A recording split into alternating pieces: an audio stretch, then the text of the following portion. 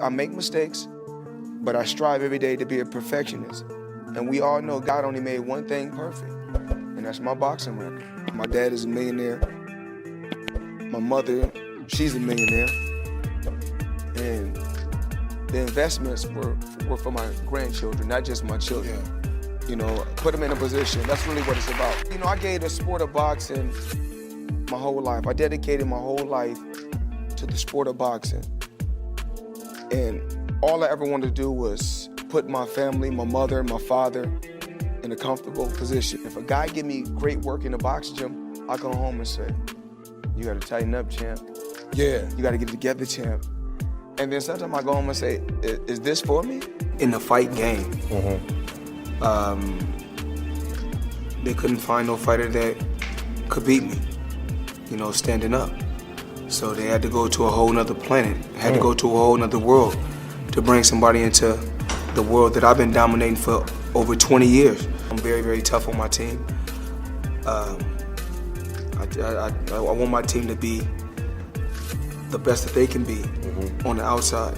Me and a lot of my guys, I'm saying I have a team also, but you know, my team don't get in there and go to war like I go to war, but they go to war on the outside. Every time I got around my billionaire buddies, I was more like, it's cool to come over your house, but I need a house like this. Yeah. It's cool to ride on your yacht, but I need a yacht like this. It's cool to ride on your jet, but I want a jet like this.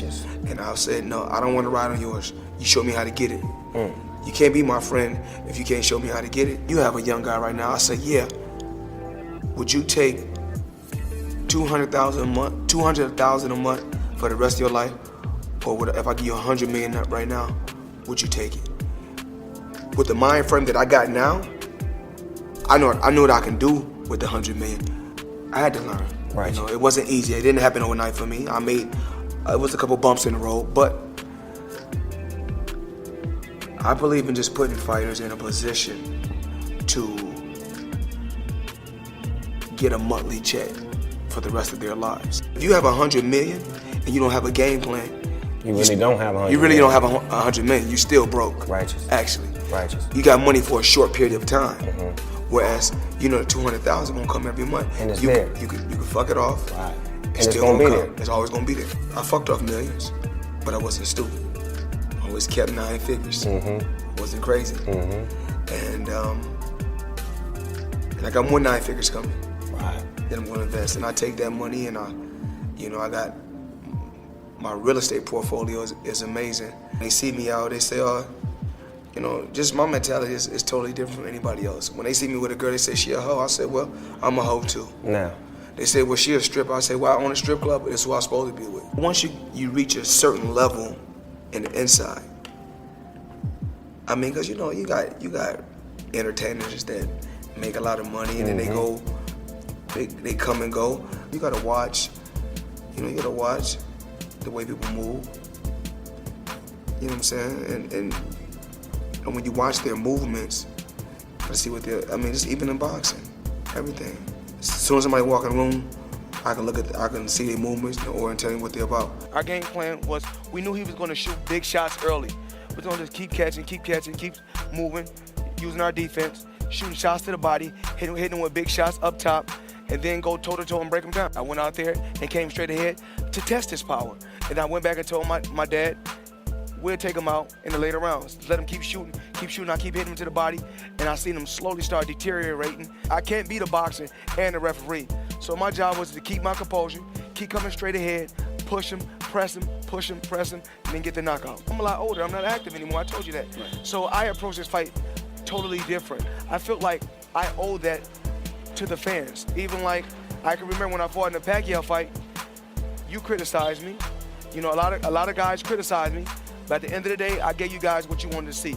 I gave you guys blood, sweat, and tears. My job is to go out there and fight, and that's what I did tonight. I'm not here to knock Marciano or no other legendary fighters. I praise any legendary champion that paved the way for me to be where I'm at. The live gate for me and Pacquiao done 72 million. We broke the record. And you know, with everybody saying that the fight wouldn't sell out or the fight wouldn't do numbers, we done over 80 million. The servers crashed in California and in Florida, and yes, we broke the pay-per-view record also. The deal they gave me, just in 3 fights, with the Canelo, the Pacquiao, and this fight with Conor McGregor, I think $750. I made over $1 billion in my career, but just those 3 fights, $750 from CBS and Showtime. I have a lot of experience, at the top-notch level. At the top level, I have a lot more experience than he does. I've been winning, throughout my career, just being a very, very smart fighter. I don't think that, weight has anything to do with the fight. I think it's all about the skills, and I think that I'm a very, very skillful fighter. I'm a thinker, and that's how I've been, that's how I've been victorious. I had good timing. I've been able to network with the right people, been in the right place at the right time, and I had luck on my side. All I have to do is continue to surround myself with the right people, and it's all about timing. Everything is.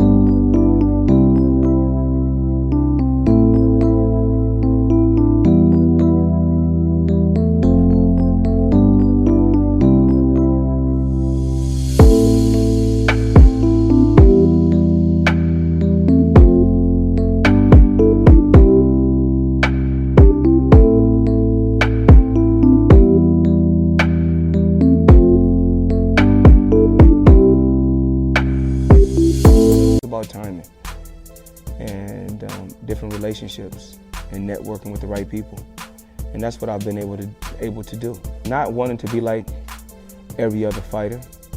What's great about Floyd Mayweather is I'm different from any other fighter because I own everything outright 100%, and even when I go out there and compete, I keep 100% of the revenue. I believe in making everybody around me an entrepreneur.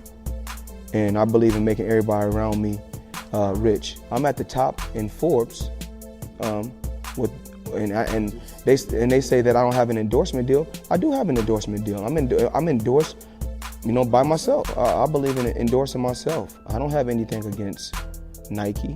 I don't have anything against Nike. I don't have anything against Reebok. I don't have anything against Adidas. But why can't I endorse myself? That's why I have the biggest deal in sports history. Because I held out, and I took my time, and I had patience, and that's what it's about. I just truly believe in, if you're put in a position to where you know that you can win longevity, but somebody presenting you a deal that you're questioning, don't take the deal, hold out. And that's what I did. It's really not all about the money, because you get to a point in your life to where you cannot buy nothing else. When you got houses all over the world, and you got every kind of automobile you can have, and you've been all around the world, my name is everything that I got. One thing.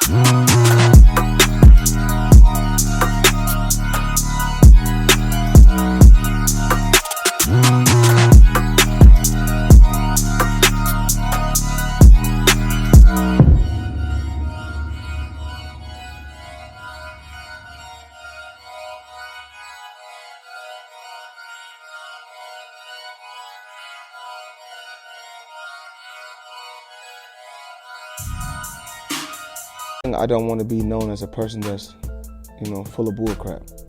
I want to be known as a person that's honest and a person that does good business. So anytime you mention Floyd Mayweather, they're like, I don't mind doing business with him because he's honest and he's loyal and he does great business. My thought is basically tough times don't last. Tough people do. And I'm tough. I can get through any situation.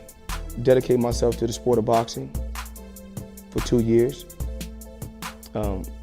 Fight my heart out for the next 2 years.